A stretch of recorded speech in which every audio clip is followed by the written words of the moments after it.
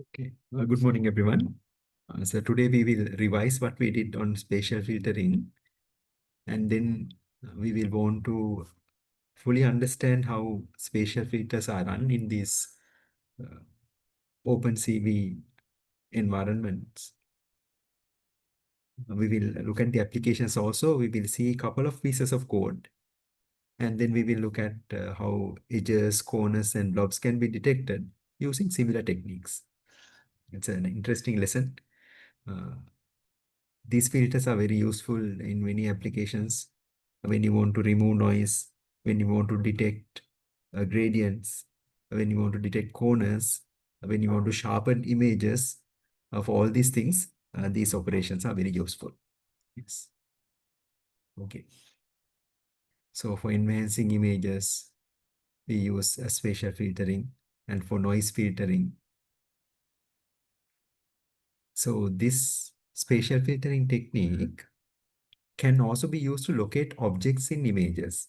This one is called template matching. Uh,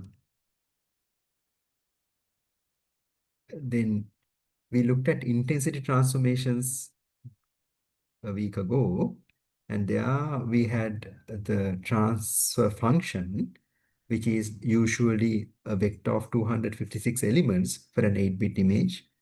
By manipulating that, we were able to get the output images intensity values changed.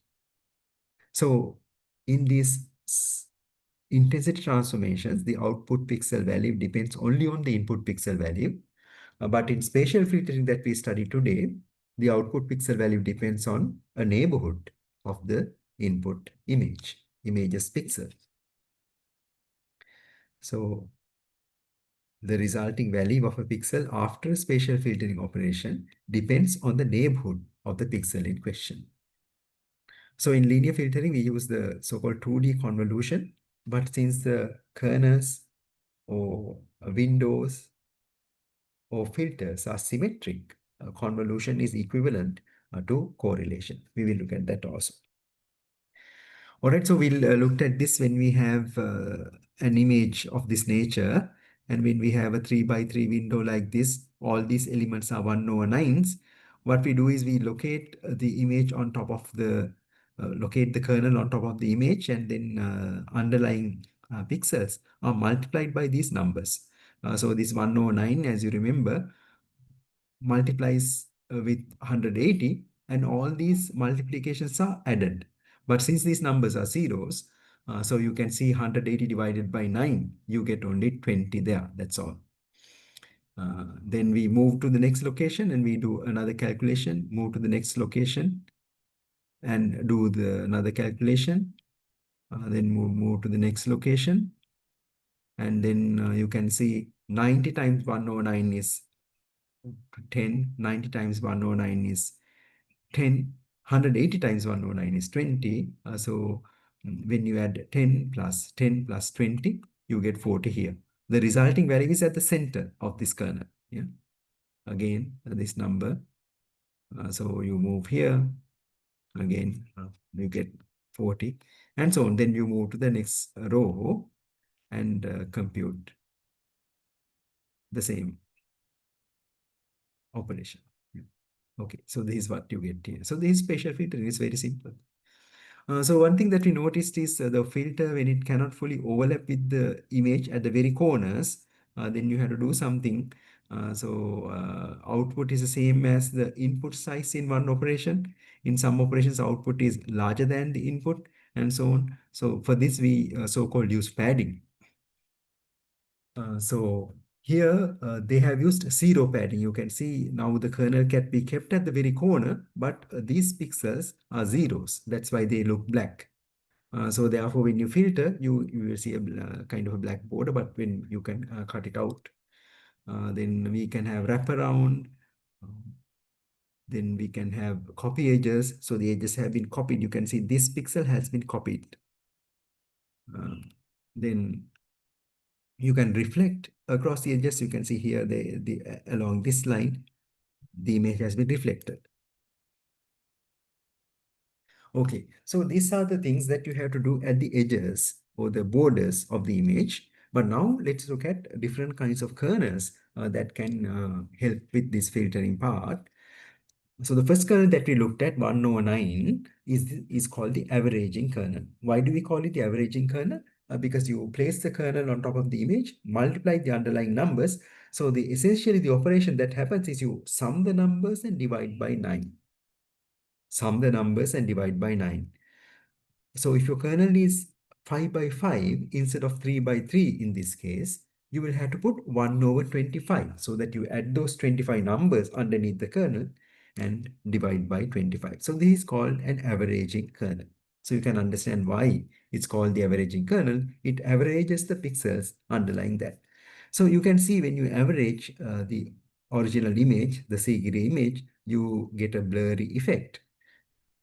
This is what you want if you want to filter, but uh, this kernel is not so good for averaging because it has like a box like structure. So we will look at Gaussian kernels later on, which are better for averaging. Then the other one that we are going to briefly look at is the Sobel vertical kernel. In the Sobel vertical kernel, you will notice that the numbers have been arranged in such a manner. Beyond this line, they are positive values. Above this line, they are positive values. Along the line, they are zeros. So something that these kernels do is look for structures that are similar to themselves in the image. Look for structures that are similar to them in the image. So therefore, what is the structure that is similar to the so-called Sobel vertical kernel? If I draw it, it will look for a structure where the pixels are bright below a line and dark above a line, right? So they will look for this dark to bright transition. So when the dark to bright transition is there in the image, the filter output will be higher. I hope you can understand that. So therefore, at places like this, for example, you can see in the CGI image, you can see it's clear it's dark to bright transition. Since the transition is dark to bright, you can get high output value due to the filtering. I hope this one is clear. Now let's look at the horizontal kernel. Now there you can see the transition that we are looking for is dark to bright in the horizontal direction. So this dark to bright transition can be found somewhere here, dark to bright transition. See, in this direction sort of. So you can see the emphasis there, dark to bright transition. So by designing kernels in this fashion, we can achieve the effects that we want. So these kernels, two kernels, Sobel vertical and Sobel horizontal, are essentially gradient computing kernels. So one important thing is now this transition here is bright to dark. Bright to dark. So right here, because of this bright to dark transition, it will have the largest negative output of the kernel. So you can see it will respond to dark to bright and bright to dark in that direction. But you can see when you use this Sobel horizontal kernel, these transitions, here also it's bright, here also it's dark. They do not produce too much emphasis. But of course, because this line is wiggly, maybe it will produce. But usually, if you take a perfect horizontal line, there will be no output. So I hope you can understand how this filter or the Sobel vertical filter and the Sobel horizontal filter are good for computing the vertical gradient and the horizontal gradient respectively. So if you have any question, you are most welcome to ask as usual. So uh, the quiz is also there. So in the quiz, these kind of questions are there. Very simple questions. Okay, I hope we can move forward. Yes. So here is a little piece of code. I will not describe this code again because we ran it last time, but I will only draw your attention to this function. the cv.filter2d function is a function that we use from OpenCV to carry out filtering. Of course, we can do this operation by running two loops in the vertical direction and horizontal direction, but running loops in a language like Python, as we know, is expensive. So we have to let Python do this calculation using its own operations or using C++ inside. Yes, so this is the Sobel vertical and Sobel horizontal computation. You can see I have constructed Sobel X kernel. So that one, if you rearrange this array into a matrix, you will see that the last line, it's a 3 by 3 one, of course, -1, -2, -1, 0, 0, 0, and 1, 2, 1. Yeah. Similar this one, you can get that, right? So these kernels I have coded and then use the filter2d function to get the filtering done. So input one is the image. Then we have to say in what um, numerical format we do the computation. So you usually do the doubles or floats. So cv64.f is double floating point numbers. And you have to give the kernels Sobel X and Sobel Y kernels. Then it's the other part is the displaying part. I hope these things are clear for you. Then a brief note about convolution and correlation. Spatial filtering is in fact convolution, as the filters are typically symmetric, that is 180 rotation results in the same kernel. Correlation is equivalent to convolution. Correlation also scalar product between the kernel and the underlying image patch. Therefore, it is a measure of similarity between the kernel and the underlying image patch. So I will explain that a little bit. Now think about this. Now let's think the dark to bright transition again. So a region of the image where this part is dark and the bottom part is bright. Yeah.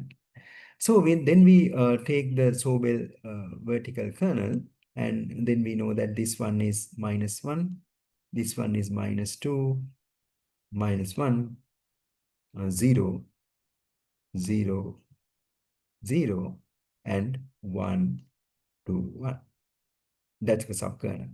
I hope now I have drawn this kernel again and again. I think all of us now remember that very much. So here you can see it's a dark to bright transition that we are trying to detect using this kernel.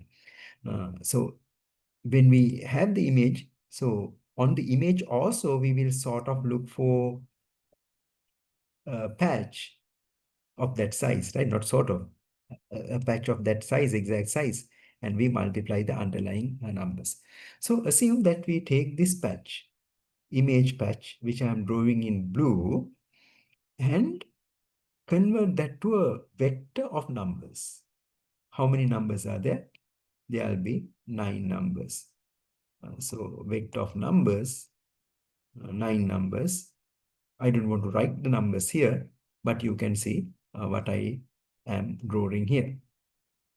Convert this image patch to a vector. Similarly, if I consider the kernel and convert that kernel to a vector, you will get 9 numbers there also. These are those 9 numbers. Yeah. So with those 9 numbers, we exactly know. So I will write some of them. First number is -1. Second number is -2.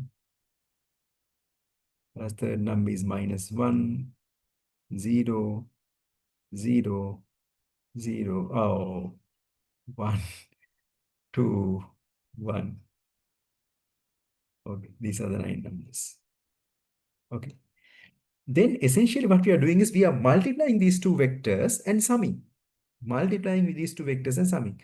So from your mathematics class, you know that multiplying these two and summing is the dot product. Dot product. So if we consider this as vector image, f, let's say, this as f, and this vector as h, okay. H. Essentially, what we are doing is this is equal to F dot H. F dot H. So you know that in this is the dot product. So we know that it is equal to F modulus H modulus. That means the length of F and length of H cos theta. So that means we represent F as a vector, represent H as a vector, and have know this angle theta, and we have uh, this dot product. So what does dot product measure? When is the dot product highest? The dot product is highest when H and F are parallel. It is zero when H and F are perpendicular. These things we know because cos theta is when theta is equal to zero. Cos theta is theta zero means cos theta is 1 when theta is 90. We know that cos theta is equal to 0. So you can see this statement very nicely. Uh, it measures the similarity between the kernel and the underlying image patch. I hope that this statement is now very clear to you. As a result, when the kernel and the patch are similar, the output is high. In the view of this, spatial filtering seeks for patches in the image that are similar to the kernel. Yes. Okay, so I hope this is clear. All right, so I have given you the correlation and convolution expressions in two dimension, one dimension and two dimension. So those who are familiar with this, you can just appreciate this. The output at n is equal to xn convolved with hn in 1D, xk times hn minus k, summation from minus infinity to infinity. So this is the one-dimensional discrete time convolution. So this is the two-dimensional discrete time convolution. To get a value at the location m and n, we run the convolution between wmn and fmn, and then wst are the summing weight dummy variables m minus s and n minus t. This is the two-dimensional discrete time convolution. But actually, I said that because the kernels are symmetric, this minus sign does not matter. So therefore, you can put a plus sign. So this one is called correlation. So I have put this is the convolution symbol. For correlation, I have put the convolution symbol circle. Yeah. So this is mathematically, that's what it is. So I can show you why this correlation and convolution thing is important. Actually, the convolution is the right operation to run. I will show you that. So now let's take this thing. So consider the image, adding and the filtering kernel W. So this is the image and the filtering kernel is W. Appropriately pad the image. Carry out one correlation and then convolution. So appropriately pad the image means when you keep the center, this 5 over here, when you keep it here, there, you know that it does not fully overlap, right? So therefore you have to put zeros all around. A row of zeros at the top, a column of zeros at the right, and so on. Like that you have to pad. And then only you can keep the kernel on this so that it fully overlaps with the image, even at the corners, because we need the padding. Yeah.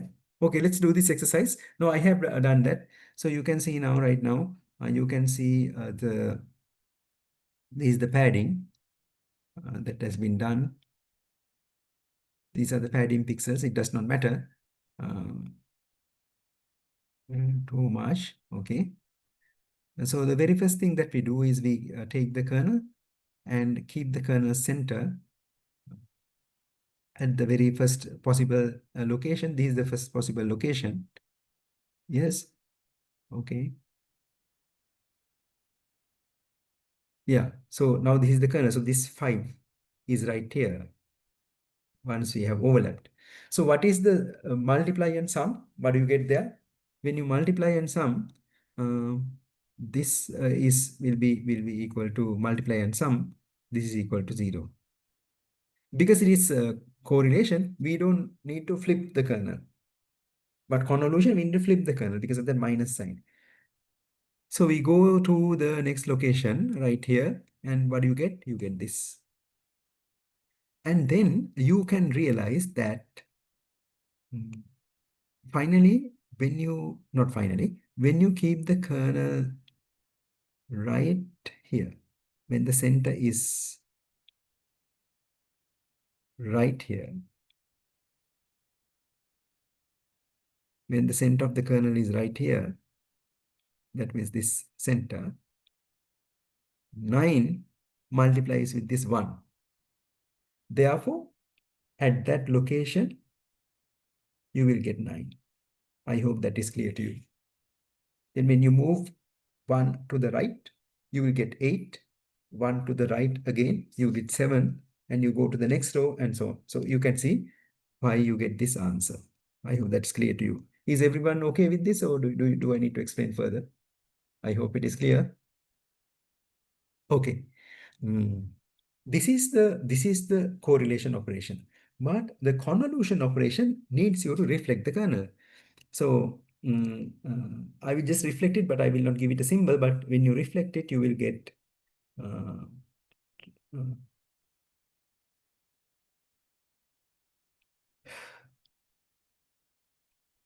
9, 8, 7, 6, um, 5, 4, 3, 2, 1.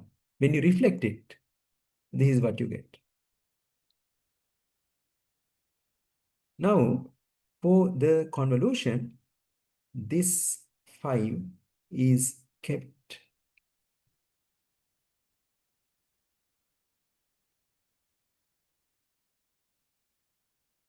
When you keep this 5 there, nothing. When you keep it here, nothing. You know that for all this row, you get nothing. But when you keep it here, nothing. But when you keep it here, then there will be a value because this 1 is there to overlap. Right? So let's draw this again, just for the sakes of doing that. So you keep the kernel here, and then you can see that what overlaps with this 1 is this element 1. So there you see, you get 1 there. And when you move it right, 2, 3, and so on. So this is the convolution operation. We reflect the kernel and then do the shifting operation. Now what you see is the kernel itself gets replicated only if you do the reflection, if you only do the convolution. But in the correlation, your kernel gets reflected automatically. That's the reason why you have to reflect these kernels before you run this kind of operation. That's the proper mathematical definition of convolution. But if the kernel is symmetric, this does not matter. So that's why convolution or correlation can be equivalent to taken in most of these filtering operations. Any questions? So yeah, okay, we'll move forward. So the convolution has mathematical properties. We will not look at them in detail, but I will only mention one of them. That means A convolve with B is equal to B convolve with A. What that means is you consider B as the image and run the filter. It does not matter. This is the kernel. It does not matter whether you interchange them. That means you think that the image is convolving with the kernel. It does not matter. What this means is you apply, C is the image, you apply the convolution with the kernel B, then apply the convolution with kernel C. It does not matter whether you convolve the two kernels and get a new kernel and apply your image C. So these are very profound impacts in actual running of them, but I will not go through all of them. But those who know convolution know what these operations are. At the edges, I think we looked at an image and there are border replicate, border reflect, border warp, border constant. All these things are there. I will explain one of them to you. For example, let's take border replicate. So this is showing a one-dimensional image. This is our image, okay? We are not showing numbers. We are just showing letters. So that's the image. So this is the image border and this is the image border. So replicate means you take the first pixel and you put it here, here, here, here. So in the operation, you assume that all of these A's are there before the image starts. And then on the right hand side, you put the last pixel like that. So the convolution operation, the correlation operation can happen all throughout the image to give you the image of the same size as the input image. Otherwise, the size shrinks. When you look at convolutional neural networks, we will look at this operation in slightly more detail.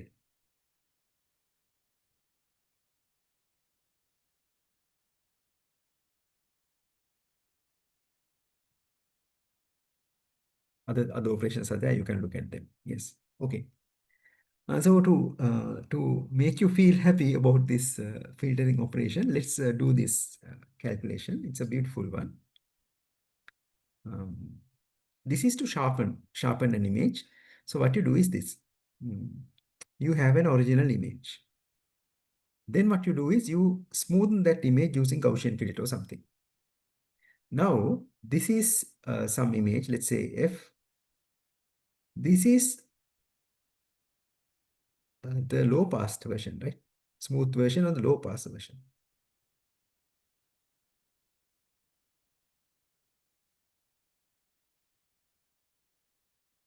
So when you filter out using a Gaussian kernel or something, you get rid of the high frequencies.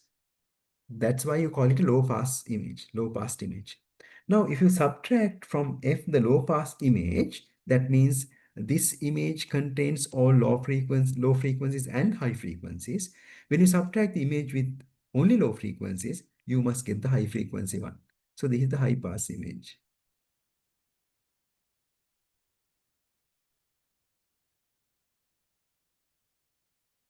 So you can see the edges have been emphasized. Those correspond to the high frequencies. Now we have the high frequency map.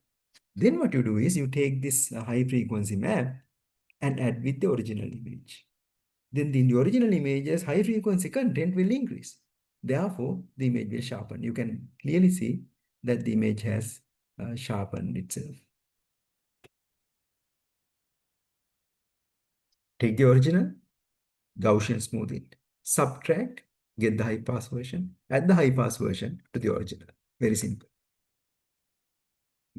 I will show you this implementation of this code. I have uploaded this code onto the Moodle. So you are most welcome to run this on your own, but we will not spend too much time in doing the coding now because there is no time to do all these codings in class. So a lot of code has been given. Some of them I will show, but now I will show you the image sharpening thing. So a lot of things, a lot of codes are there. Okay, this is the sharpening one. All right, so let's see what it is. So I hope everyone can see. Um, Import CV to as CV, fine. Matplotlib for displaying images. So I read the image of Tom Cruise. As you know, when an actor becomes very senior, you call him Mr. So we open the image of Mr. Tom Cruise. Okay, Mr. Tom Cruise. And then we have sigma value, Gaussian filters, standard deviation. I will explain that further when we look at the Gaussian filter in detail. Get Gaussian kernel, you put sigma and the 5 by 5 Gaussian kernel is what you want. So you gets the kernel here. Then it's a one-dimensional kernel. So I will explain these things a little bit later. And then you get the blurred image. So you don't use filter 2D, set filter 2D. I will explain that a little bit later. Then you get the blurred image. Then as I said, we subtract to get the difference image. We subtract. So to get this image, right? Original minus smooth version. we subtract difference image. Then what you do is to get the sharpened image, you add the original image and the sharpened or the difference image, the high pass image. When you do that, you can get a sharpened image. So you can see the original image, the blurred image, the difference image, and the sharpened image. You can clearly see Mr. Tom Cruise's image has been sharpened in this. If you observe his eyes and the teeth, yeah, sharpened. Tom Cruise. Yeah, any questions about that? Okay.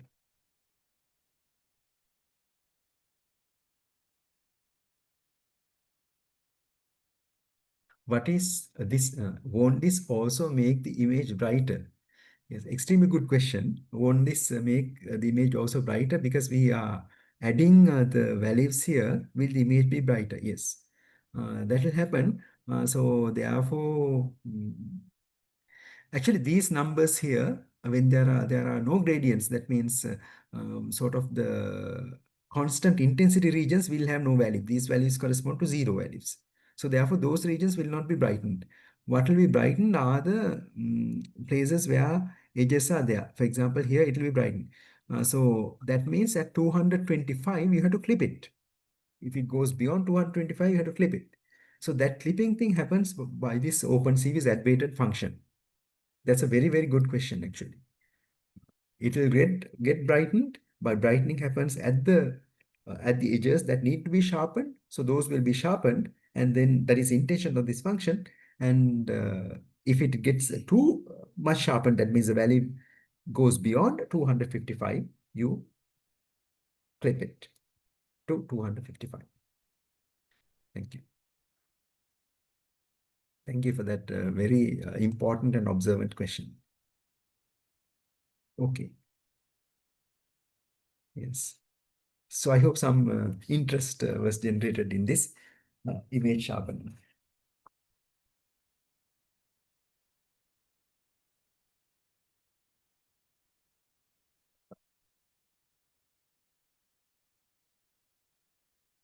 Okay, now we want to look at Gaussian filtering.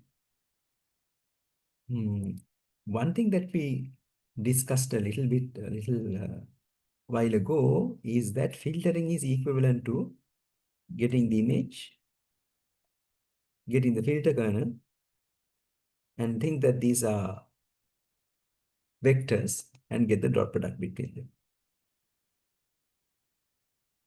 H dot F or F dot H or something. Both are okay, both are the same. So what that means is the structures in the image that are similar to H will be emphasized. So therefore, if we have this as the original image and our kernel as all 109s, that means our averaging kernel, we call it a box filter. If all these numbers are equal to 109, we call it a box filter. Because outside the 109 region, it's black, dark zeros. But within the 109 region, it is bright.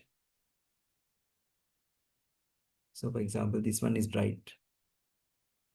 So this is just a 3 by 3 filter. You can have a 9 by 5 by 5 filter, 7 by 7 filter, 9 by 9 filter, and so on and so forth. Larger and larger filters. So this looks like a box. As you can see, if you if I draw it in 2D, so you have the image plane here, and it will sort of look like a box, right? High values at the center, represented by these 109s. Right? I hope you agree with me. That is like a box. So that's why we call it a box filter. So because of this, because it looks for structures that are similar to it within the image, the output will also look like little boxes. And box-like structure will be there. It is horrible. When you smoothen it, you want smoothing. You just do not want the smoothing plus this block-like structure to appear. So that's why Gaussian filtering is extremely useful. It smoothens out because Gaussian filtering uses not a box-like structure, but a smoothly varying filter like that. Smoothly varying. Okay, so now what we want to do is to look at this Gaussian filter, construct it on our own, and then see that it is not a blocky structure like that, but it smoothly varies. And we will see that in 3D and see that in 2D, and then we can apply that to filter an image. But one thing is that you have to remember that this is the mathematical expression of that for the 2D Gaussian. So I ask you to kindly remember this. So there's this constant 1 over 2 pi sigma squared and e to the power of minus x squared plus y squared divided by 2 sigma squared. 2D mean-centered Gaussian with, and there are other things like the so-called covariance matrix is diagonal, that kind of thing, and so on. Maybe we not talk about it too much. Yeah.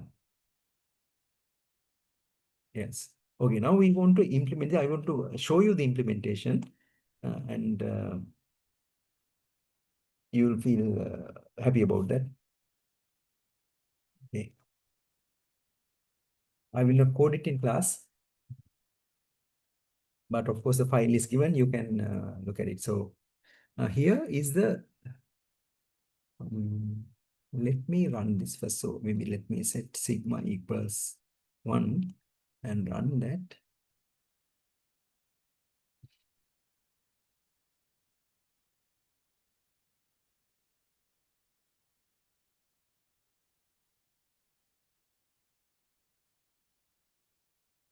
Yeah, you can see it's nice, smooth structure. It's beautiful, right? It's beautiful. So if you want to display it as an image, I can do that too. Little code I add. My Gaussian filtered output is actually in Z. This one I want to show it as an image. I can say ELT.im show Z. That's it. So you can see that the fuzzy blob. It's not like a box. Fuzzy blob is there, corresponding to a Gaussian. In 3D, it looks like this. So how did I do this? Um, import CV to SCP. This is no longer required. Matplotlib, pyplot, and all these things. And I import this to show it in 3D. MPL toolkits dot MPL 3D import access 3D. This is required for you to show it in 3D, that beautiful, colorful one. So then color maps are required and the all sorts of things. So just import them and maybe you can use ChatGPT to find out what these things mean. Then I create a figure and I create an X figure at subplot 111 projection 3D.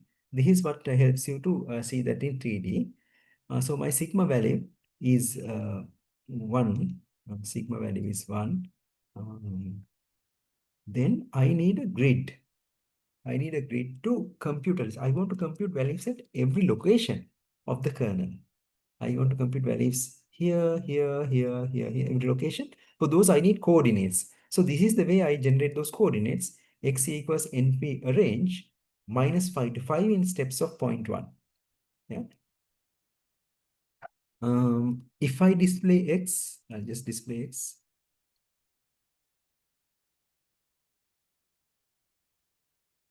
So you will see that X is starting from minus 5, minus 4.9, minus 4.8, going up until 4.9. Actually, this is wrong. You can actually you have to I'd write 0.1 here. Otherwise, you will not get to 5.1. This makes it much slightly better. Okay.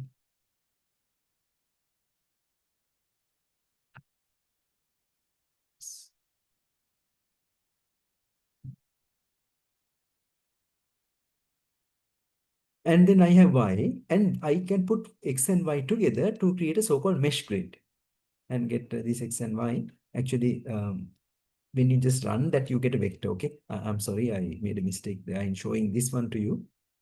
if I just do this, I'll get a vector. This is my x vector starting from -5, -4.9, -4.8, going up until 5. That many numbers are there. But when I create the mesh grid, it will create a 2D array of elements, and capital X and capital Y themselves will have those 2D arrays. So using those 2D arrays, I can access every single location. That's this mesh grid thing. So you can study about this a little. Then I exactly write that equation that's there in the that was there in the slide, except this constant. This is a constant. I did not want to put that. If you like, you can put that too. E to the power of minus x squared plus y squared divided by 2 sigma squared. So you can see exp means e to the power of minus x squared minus plus y squared divided by 2 sigma squared. Yeah. Mm. Then I use this surface plot to display that, and then customize the x-axis and all these sorts of things I do and show it. So you can see this is what you get. Then if I change sigma, that means that change this to 2 or something, you will see that this blob widens. It widens. See, it has widened.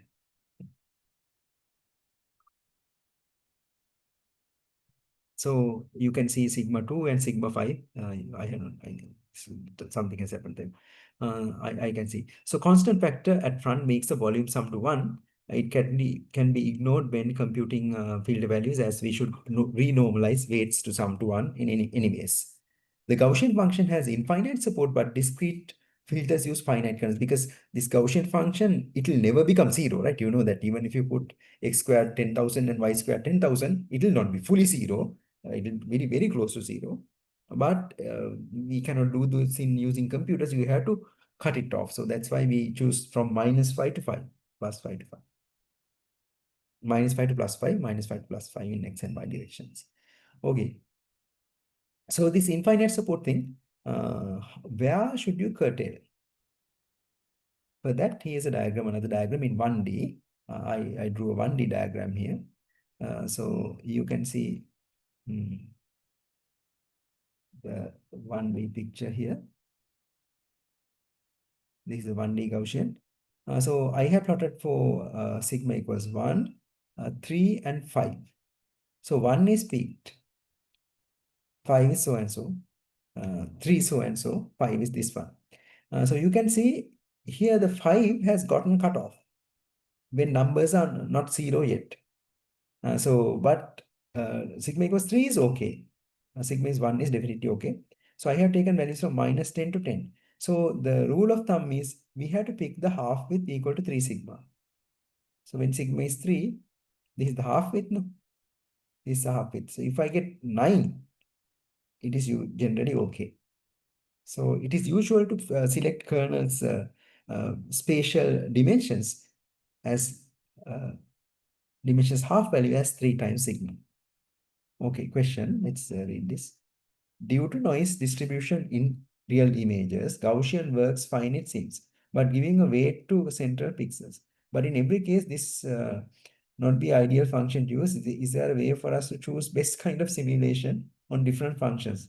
In this case, is it sigma value? It seems, can we get simulated best value by looking at loss factor kind of thing? Otherwise, we have to decide by looking at it, right? Yeah. Yes. The question is, to filter noise, is Gaussian a good kernel? If so, how can we?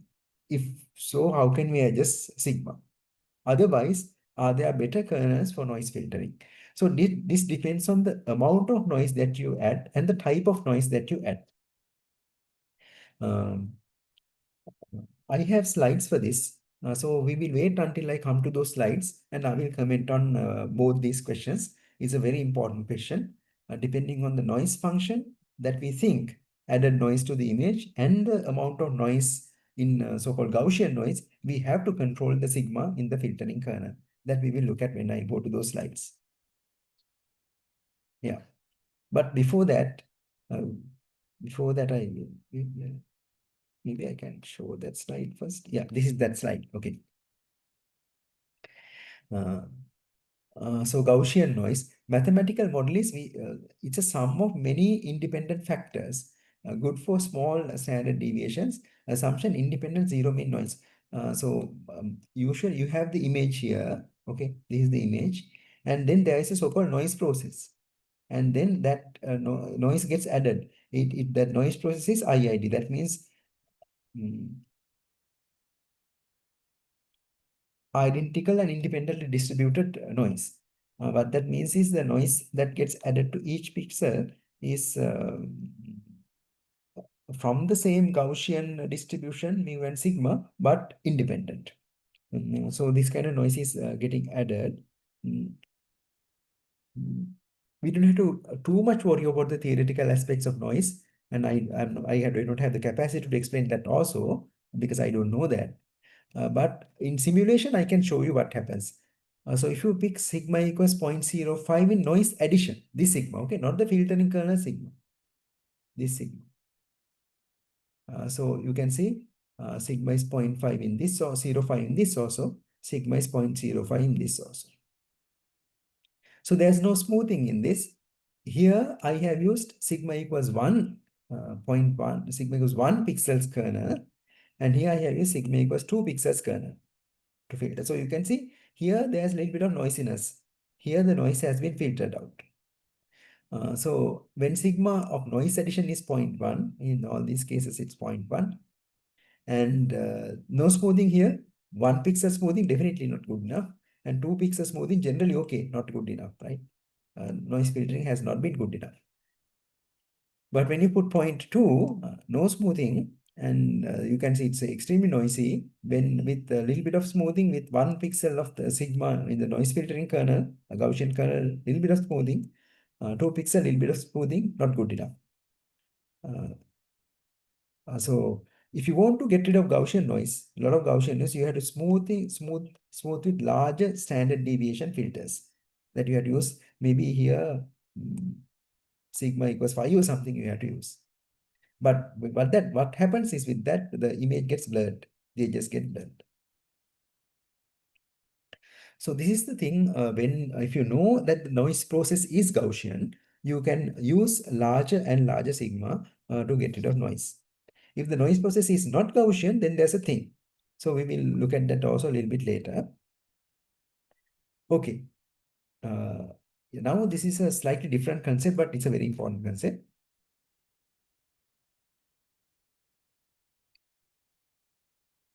I have already used this, but now I will explain. This is called the separability of Gaussian filter. Now it depends on because of the e to the power. So now from O-level mathematics, you have learned that e to the power of x plus a to the power of y is equal to a to the power of x plus y. Yes, we have learned that. So similarly, now here you can see e to the power, you have minus x squared minus y squared divided by this. Okay. So therefore, you can write this in this fashion, right?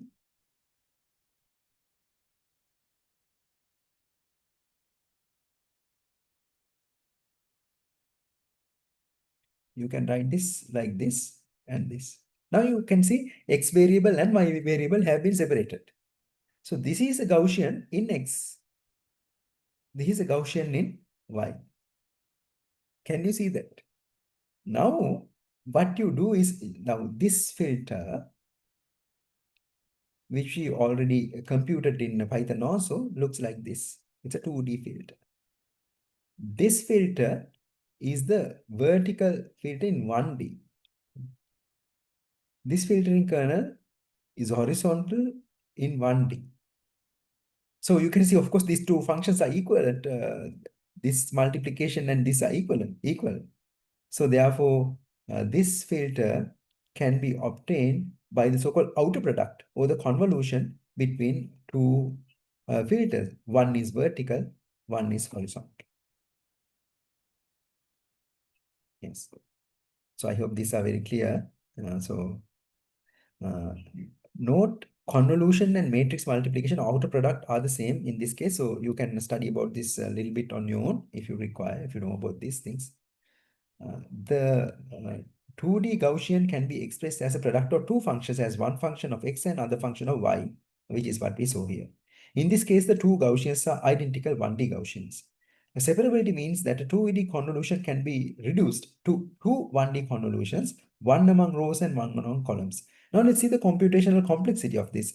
Now, how many numbers are there? As I have shown, like 1, 2, 3, 4, 5, 6, 7, 8, 9, 10, 11, 12, 13. Okay, this one has 13 numbers. Similarly, this one has 13 numbers. Yeah. So this one will have 13 times 13, 169 numbers. So in convolution operation, you take the convolution kernel, multiply the underlying image and sum. So if you consider an n by n image and this n by n kernel, if image is n by n, that means n by n pixels are there. At every single pixel, you have to do this operation, and you have to do m by n, 13 by 13, 169 multiplications. So you can see the computational complexity is n squared, m squared. Yes. The question is being asked. It's an important question. What is the usage of having it separated? More control of function rather than changing directly sigma value? uh, um, yeah, more control is something, but the reduction of the computational complexity is a serious thing here. Computational complexity. So you can see at every single pixel, this has to be run, but now only 13 multiplications, not 169 multiplications. Okay, you can say 13 multiplications plus another 13 multiplications. But when you think about computational complexity, those who have briefly studied this know that 13 plus 13 is 26, but it's order, bigger notation, n squared, m computational complexity. So you can see it's a serious reduction in the computational complexity. So people are very happy about these things. Actually, this kind of reduction is one gave rise to fast convolutional neural networks like mobile nets. Yeah, separability. So these are extremely profound operations, although mathematically simple, although pictorial, I have shown it in a very simple manner. The computational complexity impact or the time, the amount of computations that you have to do is very, very, very profound. That's when you can run these things in small devices like mobile phones. So yeah, that's the answer to that question. Also, thank you for that question. Okay, we looked at this slide. Then the answer to the next question that Sanjeev asked, the next question is, if your noise function is different, if you have a different noise function, what to do? So actually, unfortunately, we have to know what noise gets added to the image by looking at the image or something. Usually it is Gaussian noise. Yeah, in reality, it is the Gaussian noise that gets added. Um, I do not know too much about these noise processors. If you are really concerned about this, I can put you in touch with a person who has done communications in our department. They have studied noise a lot because for them, noise is extremely important when you communicate symbols from one location to the other. So here, I have added, I'll give you a function also to do that and play with it, so-called median noise. Salt and pepper noise. What I meant. Salt and pepper noise. Salt and pepper noise is like now you go to a hotel, you get the salt and pepper, and you get, let's say you get white rice and you sprinkle salt and pepper on that, right? So black dots and white dots. So you can see this image has those black dots and white dots. Then what I have done is I have smoothed that with a 3 by 3 Gaussian filter. Horrible. No noise filter. 5 by 5 Gaussian filter, horrible, no noise filtering. 7 by 7 Gaussian filter, horrible. But if I do median filtering, almost it's perfect. So if you know that the image has been corrupted with salt and pepper noise, you apply the median filter. What is the median filter? That is called an order statistics filter. Order statistics. So you take now assume that these are the pixel values in the image, 10, 15, 20, 23, 90, and 27, and 33, 31, and 30, and you order them as in the ascending order, 10, 15, 20, ascending order, ascending order. Now you can see in this pixel, 90 does not belong here. These numbers are small numbers. 90 is definitely an outlier. That's the salt. So, but when you do this one and replace that 90 with the median means a middle, like so, you get rid of that. Can you see that? You get rid of that.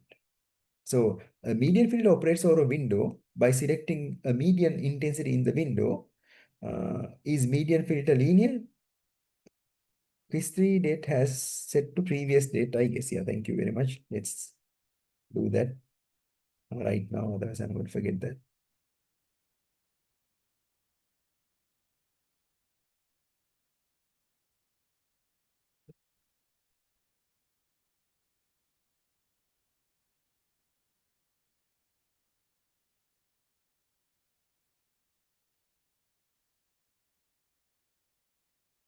Mhm.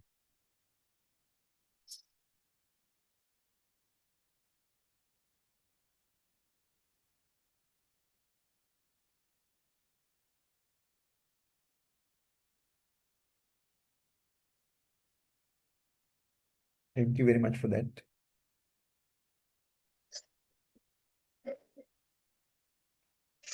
Quiz 3.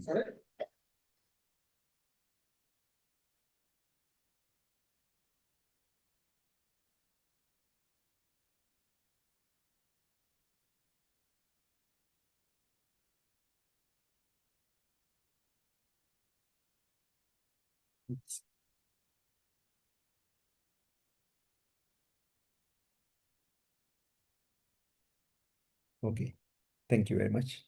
Mm.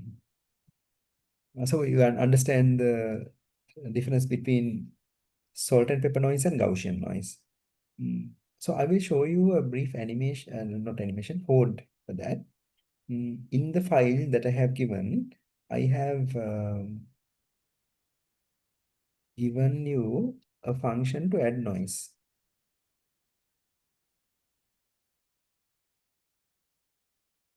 Noise function. This noise function can be used to add Gaussian noise, Poisson noise, salt and pepper noise, and speckle noise. So this function I found from somewhere and I adapted that. It's not my coding. So this Gaussian smoothing thing. That is so.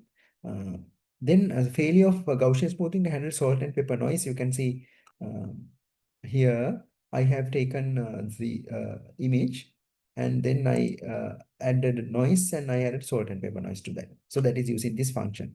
So I have given you this function, the noisy function. That function is called noisy, and I can add salt and pepper noise with that. Then after that, I do the Gaussian blur with the different kernel sizes, uh, 3, 5, and 7. Unfortunately, nothing useful results. And then finally, I do the median blur. When you do median blur, you can see the image gets beautifully done. So I'll show you a median filtering effect here. It's very nice. Oh, noise is not defined. Of course, I did not run that. So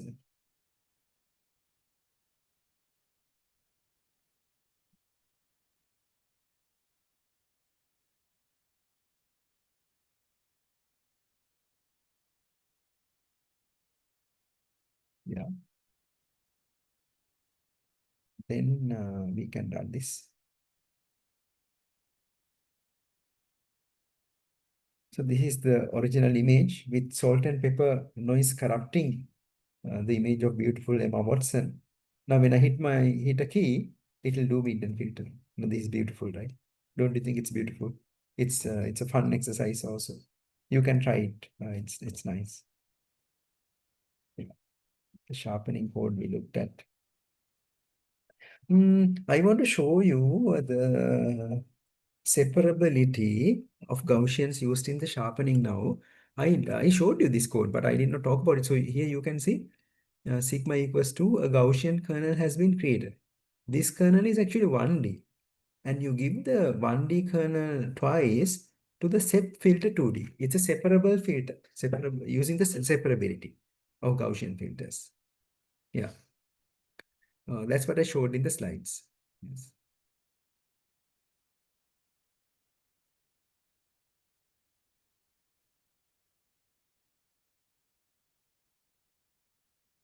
Sharpening. So, mm,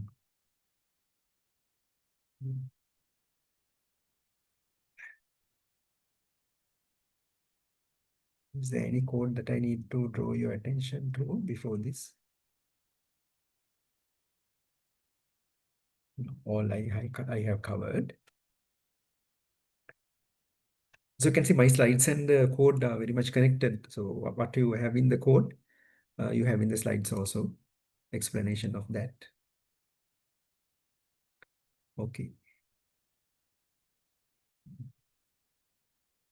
Then a little note about the so-called bilateral filter. This is a slightly advanced filter. Okay. One thing about this is median filter linear? Linear means you should be able to represent the filter as a matrix multiplication. Is this a matrix multiplication when you order it and pick the median value?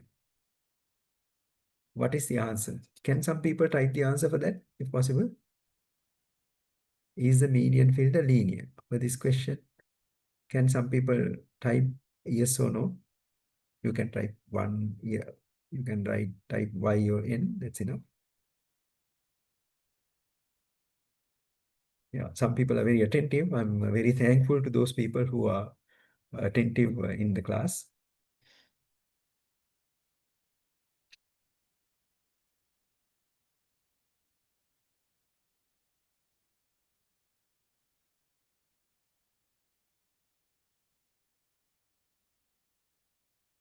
Yes, a lot of people answered no, and that is the correct answer. It is not linear. If it is linear, you should be able to show it as a matrix multiply. This is not a matrix multiply. You have to order the pixels and select something. It's a non-linear operation. Okay. Then this one, bilateral filter, that's also a nonlinear filter, but it's a very powerful filter. In the Gaussian filtering, we notice that it has the power to get rid of noise, Gaussian noise. But something that it does is it uh, seriously smoothens out edges. See, this edge has been smoothened out. That is bad. Sometimes you just want to smoothen regions like this. Only this region you want to smoothen. It has been smoothened, but the edges have also been smoothened. So people came up with this bilateral filter. It's a nonlinear, edge preserving, and noise reducing smoothing filter. It reduces noise and it is edge preserving. How does it do edge preserving? Your strength of smoothing is reduced when there is an edge. Your strength of smoothing is reduced when there is an edge. How do they do that? Now, you can see when you do Gaussian smoothing, this is what you do. That means you have a Gaussian kernel of sigma s. We call it sigma x because it's sigma spatial. This is sigma spatial. To call it sigma spatial. Okay, sigma spatial.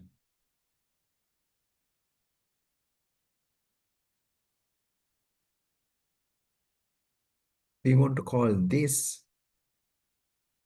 sigma range.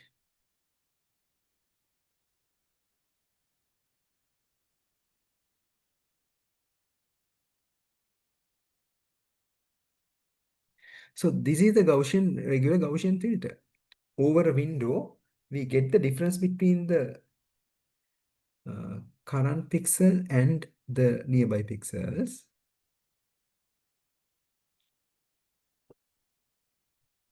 So let's take a 5 by 5 window.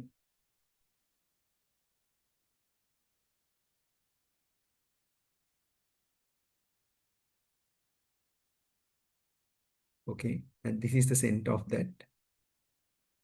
This is the center of that. Different pixels will have different distances to that center. So, for example, this pixel will have distance of 1. This pixel have the distance to the center of 2. Yeah. Of course, you have to, you know that you have to square it, right? The Gaussian filter. So, um, as you remember, this is the 1D Gaussian filter. The 2D Gaussian filter is 1 over 2 pi sigma squared e to the power of minus x squared plus y squared 2 sigma squared.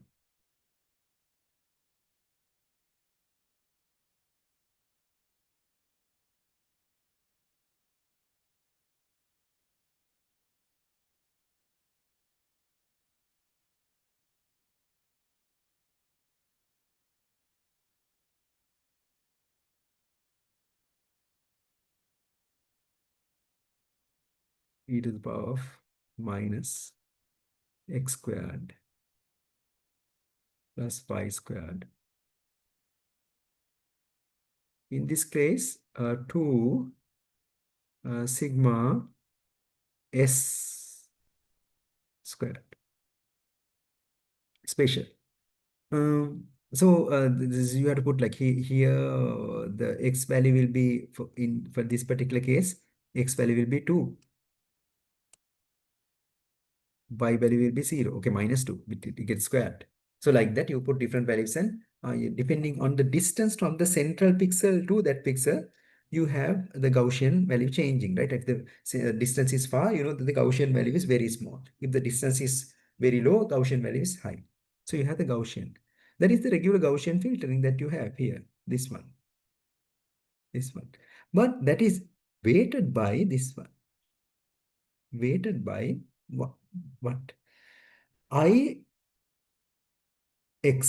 and IX.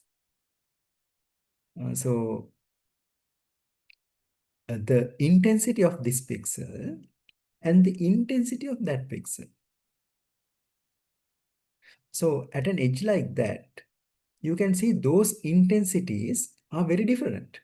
Maybe this intensity is 50.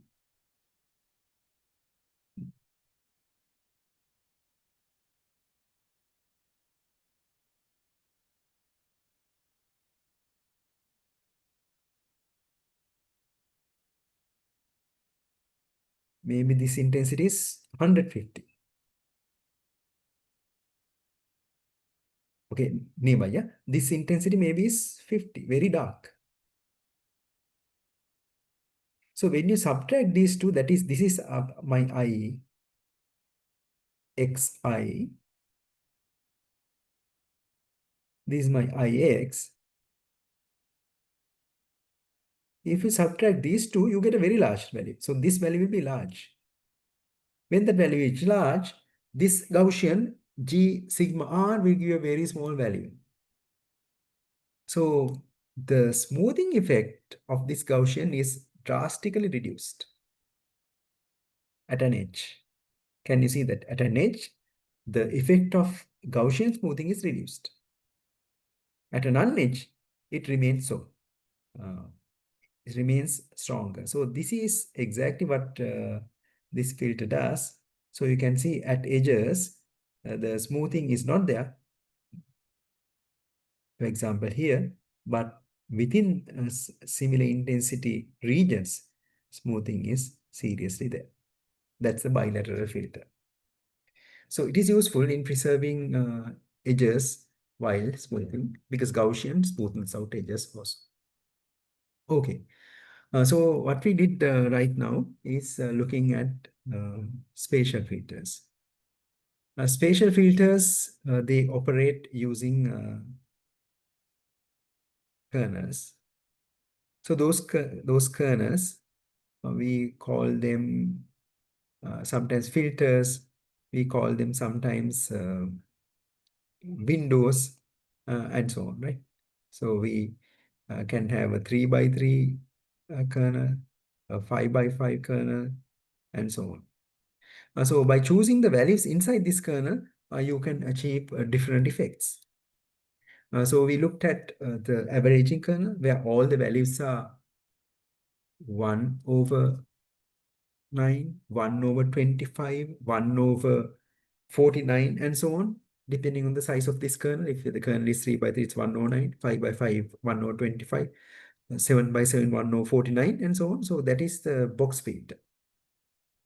Then we looked at the Sobel filter, Sobel vertical filter, Sobel horizontal filter that will detect gradients. And we will look at this gradient detection in much more detail in the next part of the lesson today. Then we looked at Gaussian smoothing. In Gaussian smoothing, we realized that sigma is the key parameter there. And by controlling sigma, you control the strength of your smoothing. If sigma is 1, strength of your smoothing is small. When sigma is 3, higher. 5, higher. 7, highest. All these values are odd values. So, but one thing is when sigma is 1, your kernel size should be at least, okay, we said sigma, if you have sigma is 1, let's say. So half width of the kernel, we said must be 3 times sigma.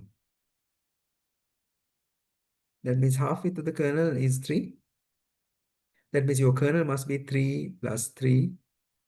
Of course, the out kernel is 1. So you need, for sigma equals 1, you need at least 7. You need a 7 by 7 kernel. You need a 7 by 7 kernel. And so on. So you need large kernels.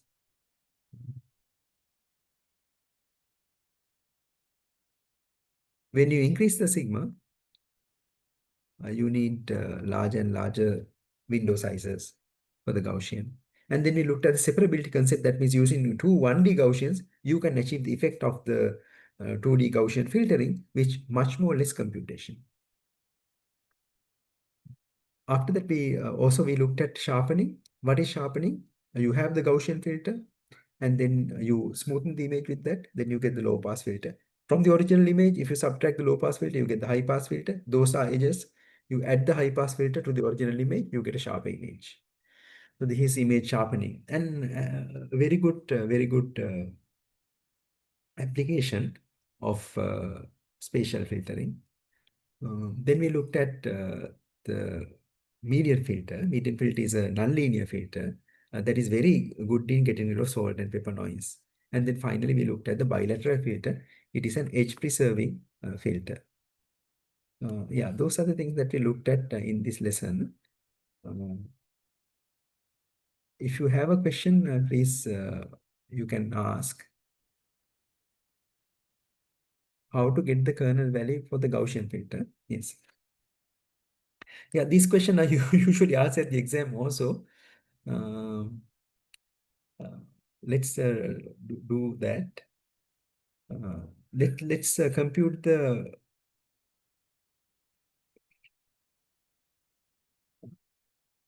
value of a um, 3 by 3 Gaussian filter. This one. So here you can see the at this location, your x coordinate is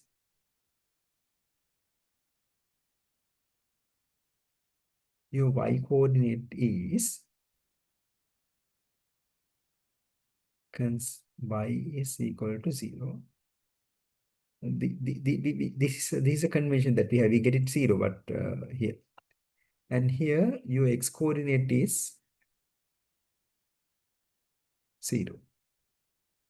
So that means this is the 0, 0 location.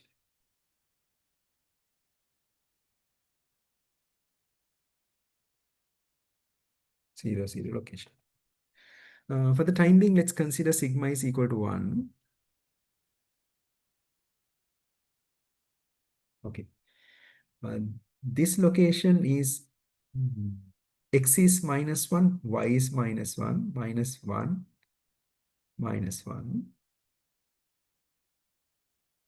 This location is x is 0, y is minus 1. This location is x is 1, y is minus 1. I will do only one more. This is x is equal to 1, y is equal to 1. So we know the coordinates. And this is what the mesh grid function did for us, giving you the coordinates. Now what we want to do is to calculate some of those values there. Let's consider the first one as this one. So there, I don't use the constant. Constant we can do later, e to the power of minus x squared plus y squared divided by 2 sigma squared. The constant that we had, that means 1 over 2 pi sigma squared e to the power of minus x squared plus y squared divided by 2 sigma squared. This constant we disregard for the time being because anyways we are normalizing the kernel. So let's put the values. E to the power of minus 0 squared plus 0 squared divided by 2 times 1, sigma is 1 squared. So what do you get here? E to the power of 0, it's 1. Any number to the power of 0 except 0 is 1. You get 1. Okay, let's compute it here, this one. For this one, e to the power of minus, my x value is 0 squared. My y value is minus 1. I don't have to worry about this minus sign because anyways the minus sign gets cancelled because of the square sign. Minus 1 squared divided by 2 times sigma is 1 squared. Yeah. Okay, you get e to the power of minus 1 divided by 2.5.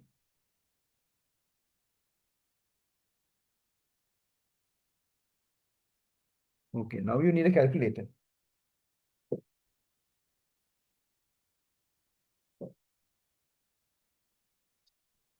Let's see. E to the power minus 0.5.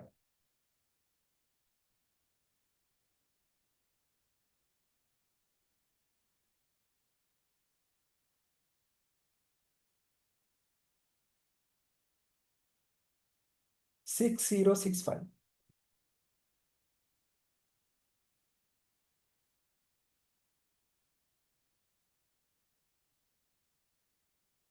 Whatever. Okay.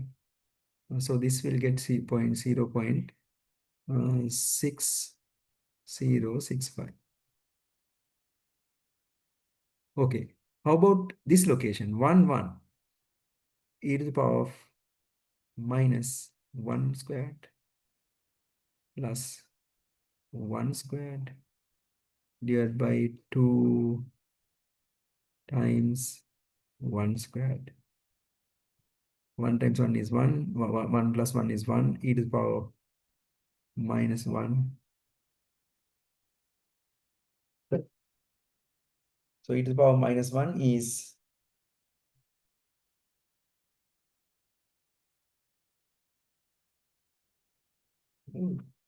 0.3679.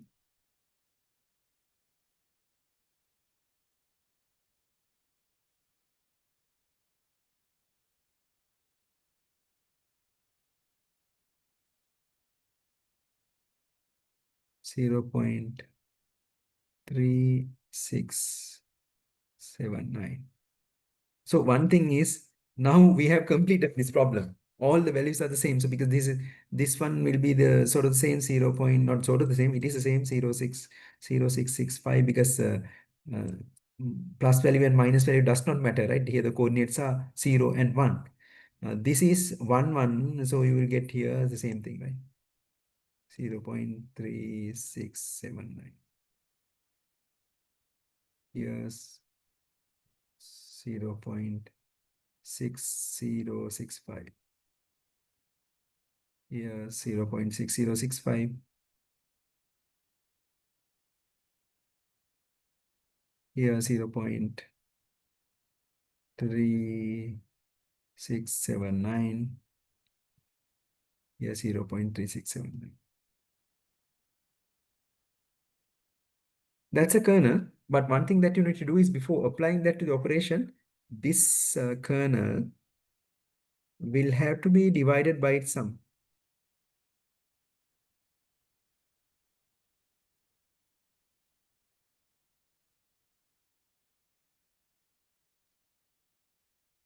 Divided by the sum. That's why you normalize because this thing is there, right? That is how you achieve that. Okay, this is how you compute the values of a kernel. If you do this in Python also, you'll get exactly the same values. Yeah. How to get the kernel values for a Gaussian filter? Tariq asked that question. Thank you for that question. This is how you get this. And for a 5 by 5 filter and so on. Yeah. You can see that smoothing nature is already there. Then Sanjeev says, is bilateral also when we choosing filter size to mention how far we need to look? So do we have the standard values, the positive 5 or 9? Okay, I think the question is about in the bilateral filter, what are the filter sizes that you have to choose? This is an important question. So this choice, you have to read a little bit about the bilateral filter and choose. Uh, uh, so um, I don't know why you ask these questions. These are extremely important questions. How you get these questions, I don't know. Uh, so you have to go to the OpenCV documentation and find out the bilateral filter.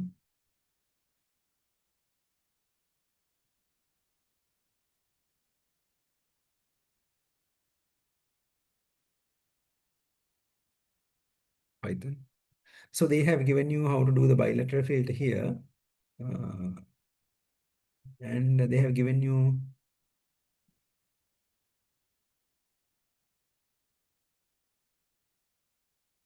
so they call it decolor, okay? Not derange, decolor. Mm, mm.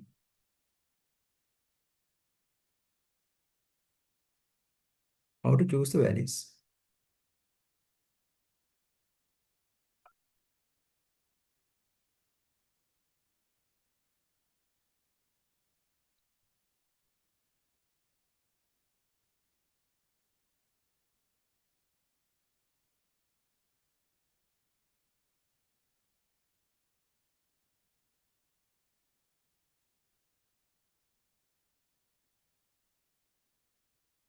So you can see that this bilateral filter is not a complicated filter. So they have done a lot of studies about this.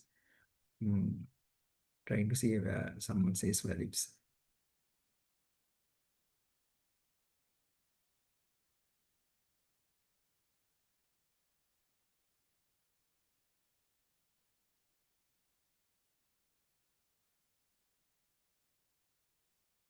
Yeah, I'm not ready for that. So maybe read a little bit. So they are saying sigma range is 50, sigma D is 3. So sigma D in our case is sigma spatial. These values are given. In the implementation that I did,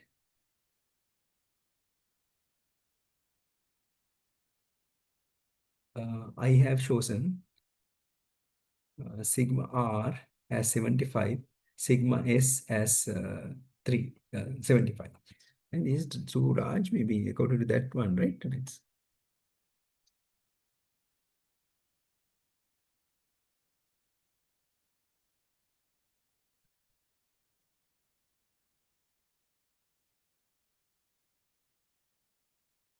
bilateral filter, yeah, it does edge preserving smoothing. So Gaussian filter's effect cannot be seen because it is 7, so maybe 21 or something.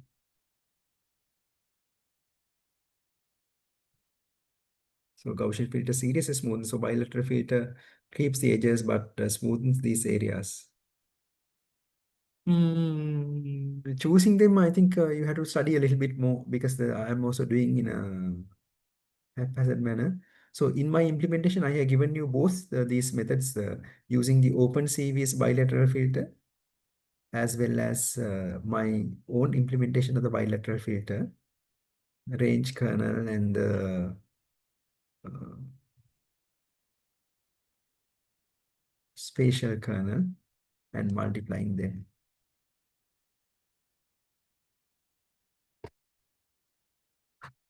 So yeah, please do some reading about this. It's slightly, you can see slightly a complicated one. Maybe this is a good one. This actually this one info edu is this is a good page. I will send that in the WhatsApp group.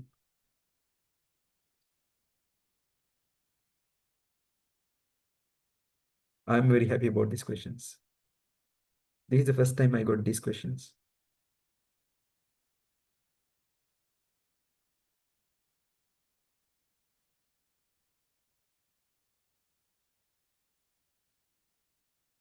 On the bilateral field. Okay. Yes. Thank you for those questions. Any other questions?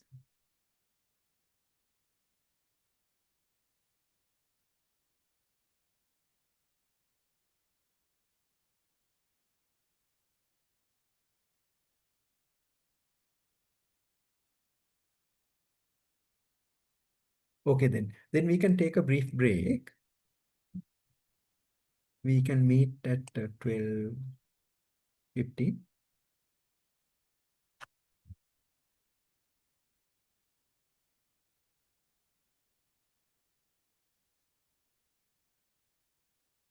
12:15. Yes. You can go out, have something to drink, refresh yourselves, and come. We'll post the recording also. That's okay.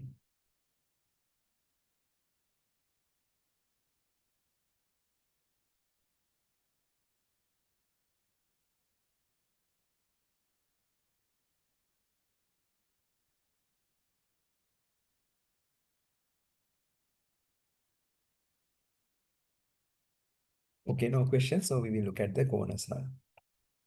Okay, we need to understand what a corner is. Let's understand that, and now we come up with mathematical formulas to detect corners.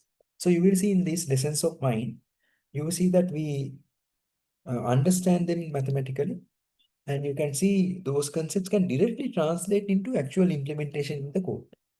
So I want to give you that sensation that these are very practical things that you can quickly implement in few lines of code. So these are the corners, as you can see.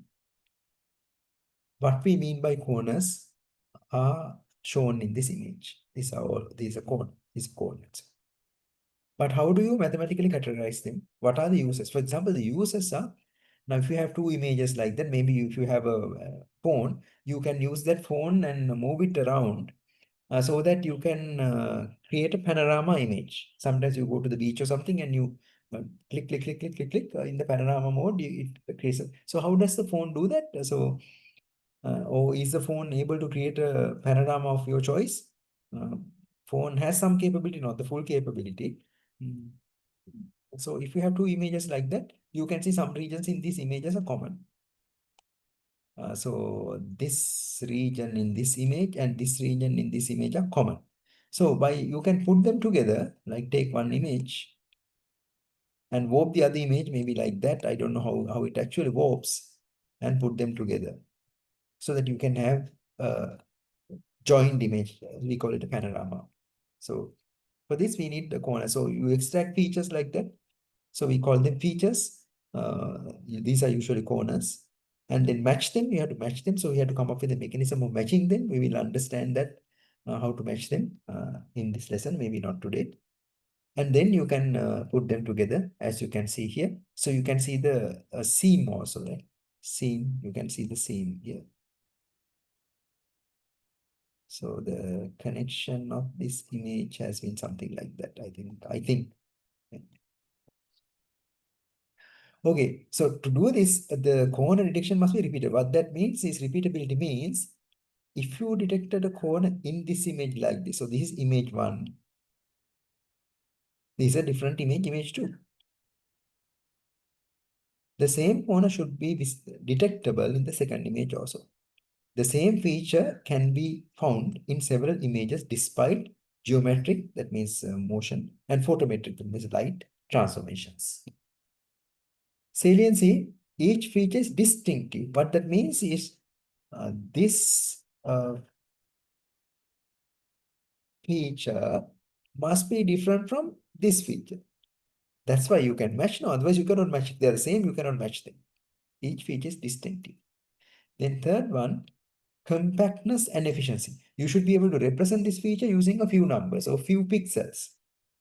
Locality, each feature occupies a relatively small area. That means when you detect them, you should be able to use a small window to detect that. Yes, those are the characteristics that you need out of these good features.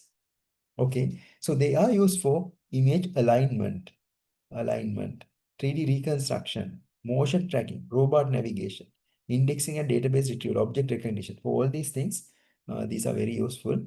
Uh, these are the applications. Okay, so one simple applications of locating. So this is apparently an image of taken by a Mars rover. Now this is an image of the Mars. Where is the rover? What is the rover looking at? That's the question. Can you guess?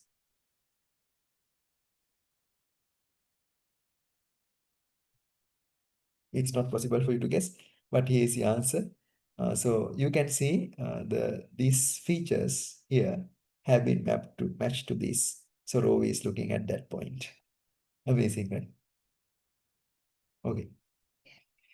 Okay, let's look at the basic idea of corner detection and then let's see how to mathematically characterize that. We should easily recognize the point by looking through a small window. So it's a small window. We said they must be compact. I think about that as you take a straw, drinking straw, and looking at the picture through this drinking straw. Okay. Shifting the window in any direction should give a large change in the intensity. I will show you what that is here. Now, if you take a flat region, now this is black, this is bright, this is white, this is white. But you know the cone is here, okay? You know that. But if we assume that we keep the window there, okay, if you move it a little, move the window a little, will there be a change in what the window sees? No. Window will see the black region, no change. Flat region, no change in all directions. Whatever the direction that you move this little window, small amount, there will be no change. Take an edge, for example. If you take an edge, no change along the edge direction. That means if you move in this direction, this way or that way, there is no change. You will see the same thing, right? If your window is here, or as it is right now, it will see the same thing. But if you move in this direction, there will be a change. No change along the x direction, but perpendicular to the edge, there will be a change due to a small motion. But let's locate the window at the query corner. When you locate it at the very corner, you can see significant change when you move the window in any of the directions. Significant change. If you slightly move the window like that, there'll be significant change in the pixels that it occupies, that it has underneath that window. Yeah. This is the thing this is the natural way of looking at a corner and identifying that what we need to encode mathematically. So let's see whether we can encode that mathematically. Okay. So a little bit of mathematics here, and after this we will stop. You can go at home also, you can go through this and check. All right. So the same concept you are going to encode. You will see how we do that. So this is the image IXY. All right. So can change in the appearance of window W due to a small shift U and V. So okay.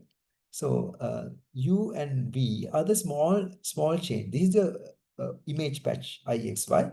This is slightly changed location. Okay. Then we compute an error measure. Why are we squaring them? So that negative and positive values do not cancel each other. That's why we are squaring them, not squaring them. Okay.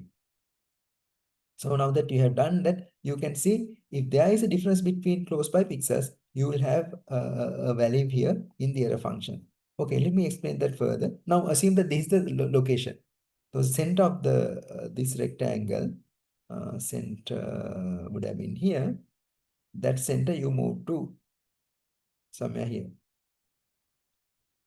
Now, due to that, the green window and the red window will have a difference. That's the difference we calculate here, and you square it. If the UV, if U and V are 0, that means U and V are 0. That means you get 0, right? Of course, at the center you get 0. If you move it slightly, the difference is small. That's why the the motions close by to the center sort of 0. But when you move further away, the values become larger and larger. So this is the error function. Error function. Okay. So I hope this is clear to you. We want to find out how this function behaves with small shifts. All right. Now we want to approximate using the order Taylor approximation. About that first order Taylor approximation. Now look at this. It's very easy. Um, do you remember the Taylor approximation? Now, Taylor approximation is if you have a function and the value of that function is known at x. How do you find the value of the function at f plus h? That's Taylor approximation. So of course it must be very close to fx because it's a small change that we do. And the next value is h times f prime x. Do you remember this Taylor approximation? H times the first derivative. Second one, do you remember? H squared over 2 h squared over 2 f double prime x. Second derivative of x. Mathematics, A-level mathematics, we've done that and so on, right? That's a Taylor formula. So the first order is only taking this term and this term. So that's what they have done in 2D. Ixy and first derivative times u, first partial derivative on x direction times u, partial derivative in y along y-axis times v. This h is u and v, right?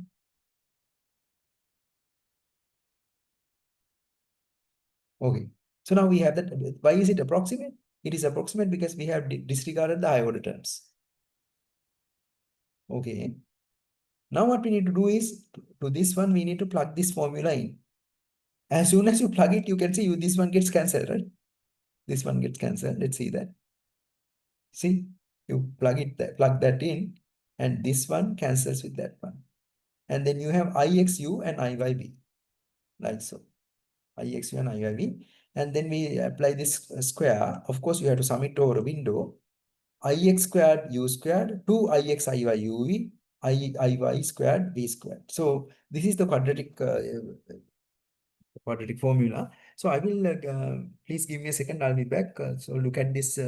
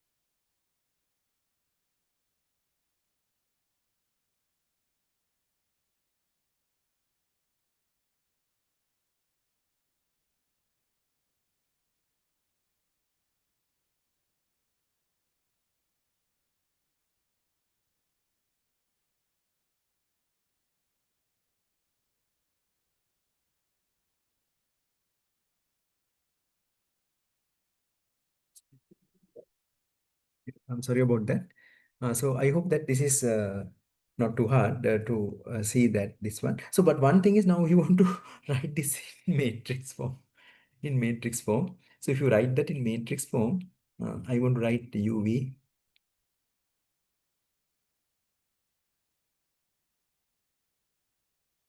some matrix here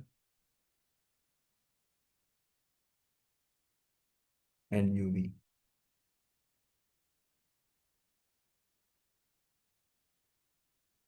What will you get here? This is the coefficient of U squared, you can see. Coefficient of U squared is IX squared. Can you see that?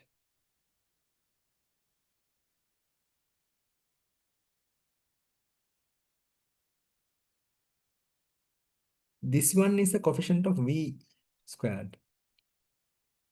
What will that be?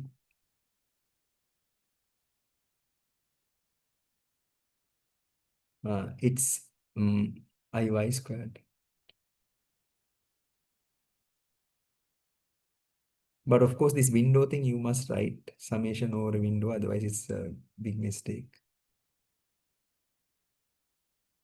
And here you get IX, IY. So I think you cannot understand it immediately, but you have to please believe me and at home just mathematically work it out by multiplying this matrix that it is true. So I wrote this as a matrix multiplication like so. So this M is called the second moment matrix. Using this M, you can characterize corners and all sorts of things. So the surface EUV is locally approximated by a quadratic form that is like wall cutter, a coconut shell. Let's try to understand its shape. Specifically, in which direction does it have the smallest and largest change? Uh, so, uh, so you can see this is the shape of it. Yeah. Uh, so first consider the axis aligned case. So when you consider axis aligned case, the A and B, these numbers are there and these two are 0, X and Y. Okay. If either A or B is close to 0, then it's not a corner because the gradient is there only in X direction or in Y direction. If one of them is 0, right? If both are large, that's a gradient in X direction and gradient in Y direction, that's a corner. So this is exactly what you saw here. Where is that thing? This one. That's exactly what you show. When you move in X direction or when you move in Y direction, there must be a large change. So this is exactly that mathematically we have captured that. If either A or B is close to 0, then it is not a corner. So look for locations where both are large. So this is an equation of ellipse. So we can diagonalize them and we can have these two so-called eigenvalues because these are rotation matrices. The axis lengths of the ellipse are determined by the eigenvalues and the orientation is determined by R. So direction of the fastest change is this one. That corresponds to the maximum eigenvalues 1 over square root. This is minimum eigenvalues 1 over square root. So these things I'm not explaining. If you wish, you can study about this further, but you have to only remember that. So this second moment matrix can be drawn like ellipses. So like this. So here, see, this is there. So this is an edge. This is a corner. This is a corner like that. For those, you will have see like things like circles. For edges, you will see elongated shapes. See, can you see that? At corners, you get sort of circle-like things. So both the eigenvalues are large. Others, only one eigenvalue is large. So from this, we can get the corners done. So here is a summary. Classification of an image in points using eigenvalues of M, second moment matrix. If both lambda 1 and lambda 2 are small, it's a flat region. Totally useless. So you will see a circle like that, ellipse. If one lambda is large, it's an edge. It's an edge. The orientation changes, but if both the lambda values are large, then it is a corner. This is the decision criterion. Okay. But the thing is like the computing eigenvalues is a stupid thing to do because you can use a proxy, use a determinant and trace of the matrix. Determinant, I think you know how to compute. Trace, you know that addition of the diagonal elements. So determinant of the matrix is lambda 1, lambda 2. Trace is alpha lambda 1 plus lambda 2 squared. So I mean they are related to the eigenvalues. but you don't have to worry about them. You just get the determinant. It's easy to compute. Trace easy to compute, not as hard as finding the eigenvalues. So this alpha value, the Harris and Stevens, they found that to be either 0.04 to 0.06. Usually people use 0.06.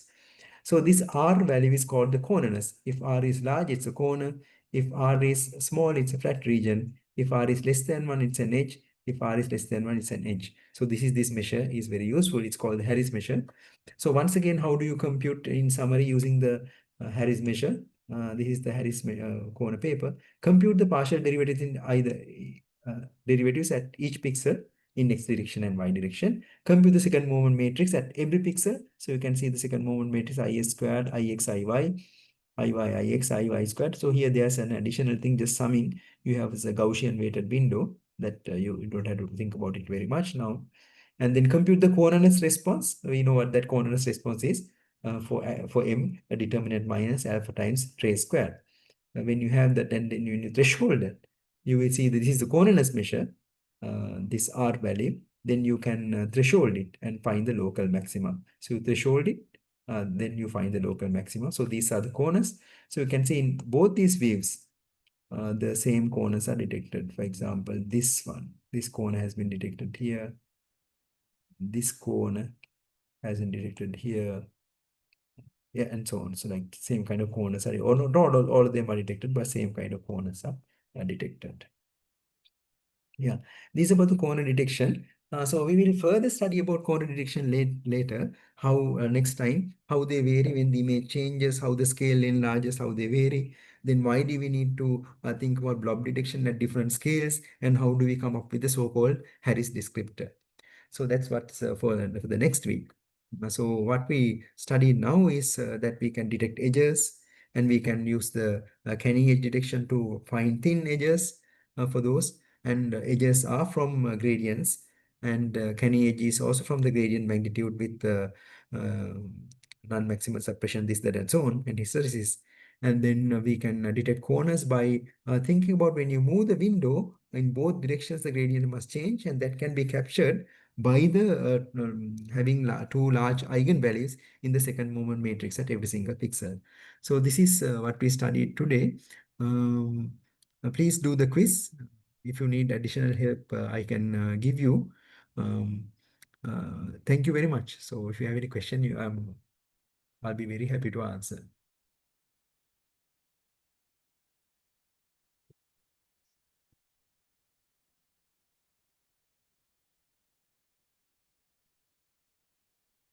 That's it for today. So I missed some part to be recorded.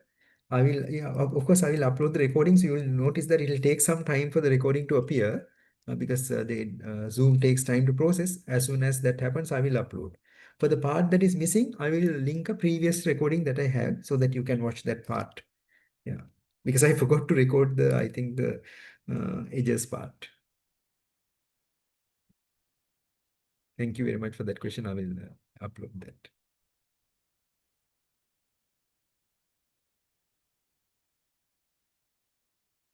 Any other questions? Okay, if you don't have any questions, yeah, you may log off. Have a very pleasant weekend, rest of the weekend. I know that you have classes. I'm sorry about that, but yeah, it's for a bigger purpose, right? Yeah. Please log off if you don't have any questions.